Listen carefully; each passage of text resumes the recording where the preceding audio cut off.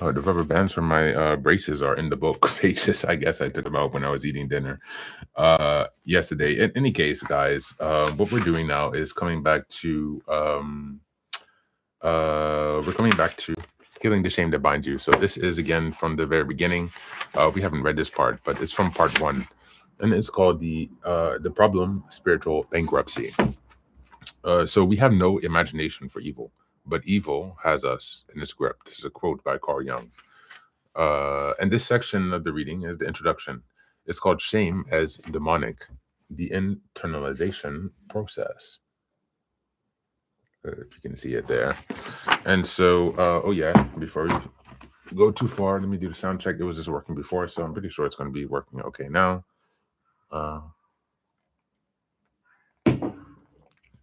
Hello, testing. Testing, 1, 2, 3. Yeah, cool. Perfect. It's working. Yeah, so we're gonna read the section. It's quite a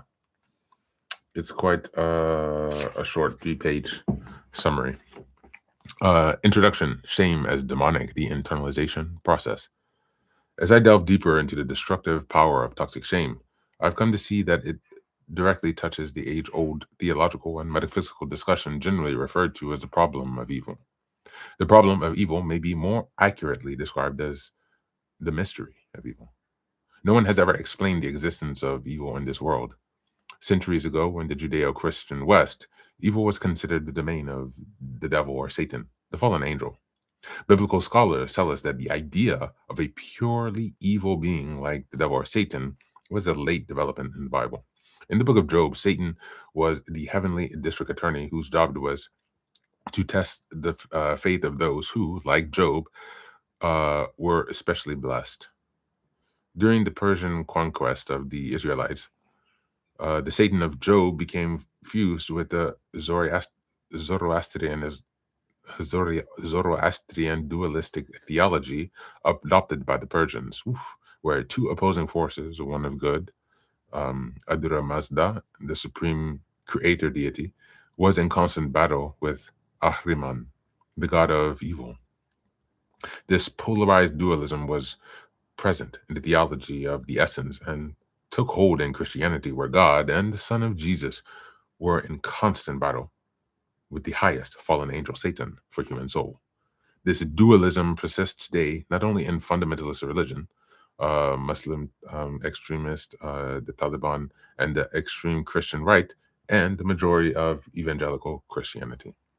The figure of Satan and the fires of hell have been demythicized by modern Christian biblical scholars, theologians, and philosophers. The mystery of evil has not been dismissed by the mythologizing of the devil. Rather, it has been intensified in the 20th century by two world wars, Nazism, Stalinism, and the genocidal regime of Khmer Rouge in Cambodia, and the heinous and ruthless exterminations of Tibetans and Tibetan Buddhists by the Pol Pot. I don't know who that is. These reigns of evil form what has been called the collective shadow. And it has been shown how naive and unconscious the people of the world have been in relation to these evils. The denial of evil seems to be a learned behavior. The idea of evil is always subject to denial as a coping mechanism. Evil is real and a permanent part of the human condition. To deny that evil is a permanent affliction of humankind, says the philosopher Ernest Becker in his book Escape from Evil, is perhaps the most dangerous kind of thinking. He goes on to suggest that denying evil, humans have helped evil on in the world. Historically, great misfortunes have resulted from humans blinded by the full reality of evil, thinking they were doing good, but dispensing miseries far worse than the evil they thought they could eradicate. The Crusades during the Middle Ages and the Vietnam War are examples that come to mind. While demons, Satan, and hellfire have been demythologized by any critical thinking person, the awesome collective power of evil remains. Many theologians and psychologists refer to evil as the demonic in human life. They call us to personal wholeness and self-awareness, especially in relation to our own toxic shame or shadow. which goes unconscious and into hiding because it is so painful to bear. These men warn against duality and polarization. We must beware of thinking of good and evil as absolute options, writes Carl Jung. Good and evil are potentials in every human being. They are halves of a paradoxical whole. Each represent a judgment, and we cannot believe that we will always judge rightly. Nothing can spare us more torment of ethical decision. In the past, prior to the patriarchies of Hitler, Stalin, and Pol Pot, it was believed that moral evaluation was built and founded on the certitude of a moral code that pretended to know exactly what is good and what is evil. We now know how any patriarchy, even religious ones, can make cruel and violent decisions. Ethical decisions in an uncertain and ultimate creative act. Ethical ethical decision in an uncertain and ultimately a creative act. My new book on moral intelligence called these patriarchies cultures of obedience and presents an ethics of virtue as a way to avoid such moral totalism. The Jews who killed the Jews who killed their Nazi guards or SS troopers coming to search their homes are now considered ethically good, no matter what the absurd moral code says about killing. This is a structure. This is a structure of evil that transcends the malice of any single individual. Augustinian priest Gregory Baum was the man I first heard call it demonic, referring to shame. It's a really interesting perspective. It can begin with the best of intentions, with a sincere belief that one is doing good and fighting to eradicate evil, as in the Vietnam War. But if it ends in heinous evil, but it ends with her heinous evil, life consists of achieving God, not apart from evil, but in spite of it, says psychologist Royo May. There is no such thing as a pure good. There is no such thing as pure good in human affairs. Those who claim it are seriously deluded and will likely be the next perpetrators of evil.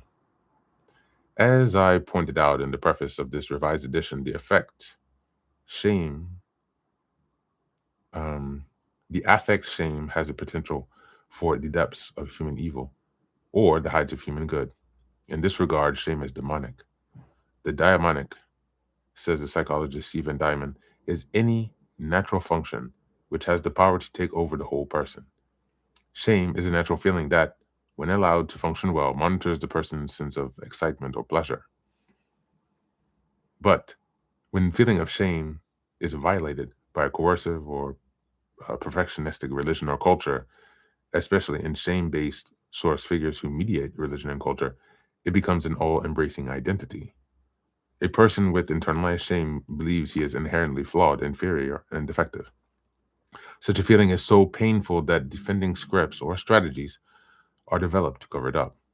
These scripts are the roots of violence, criminality, war, and all forms of addiction. What I'll mainly describe in the first part of this book is how the affect shame can become the source of self-loathing, hatred of others, cruelty, violence, brutality, prejudice, and all forms of destructive addictions. As an internalized identity, toxic shame is one of major sources of the demonic in human life. So this is really different. So he talks about, this is the end of that section, and then I'll go on to this next section. It's called The Healthy Faces of Shame. It really helps us to understand from an energetic or spiritual perspective how shame is the shutting down of our natural life force, which is our access to the higher consciousness and the one mind of the universe. Our true self is that creator consciousness expressed in us in physical form. And so it's quite interesting to see that shame is something that causes you to shut yourself down, your natural true self, which is the expression of God. So in that way, it goes against God, which is the natural, loving, creative force in the universe, and it closes you down. So you're not aligned with your true self. So you're not able to flow and be creative and abundant. And it really is completely opposite from how you might have grown up learning about this, depending on what kind of religion that you grew up in. if any. And so it really helps us to understand the nature of God more, or of the of shame as something demonic. This understanding helps us to see this in perspective of our own dysfunctional childhoods, the things, challenges that we had to face, how we've been overcoming them, and the way through. It allows us to maintain hope. It allows us to gain the self awareness that we need to move back to our true selves, which is the path by which we are able to release and step outside of shame and go into something else, into a life that's more fulfilling, more rewarding, and more beneficial, not only for ourselves but those who are in our lives, which is the ultimate point. So shame as demonic is something that's attacking the natural self. So you have this kind of like shrinking and motion where you want to come and collapse inside, and you're not connecting, you're not sharing yourself. You become isolated and de-energized because you're not in union. And so this is something that's really important, and I hope that you guys enjoyed this introduction. I'm going to make some lunch, and then I will come back to read this next section. We're just talking about the healthy um, and the healthy senses of shame. All right, take care, guys. I'll see you soon.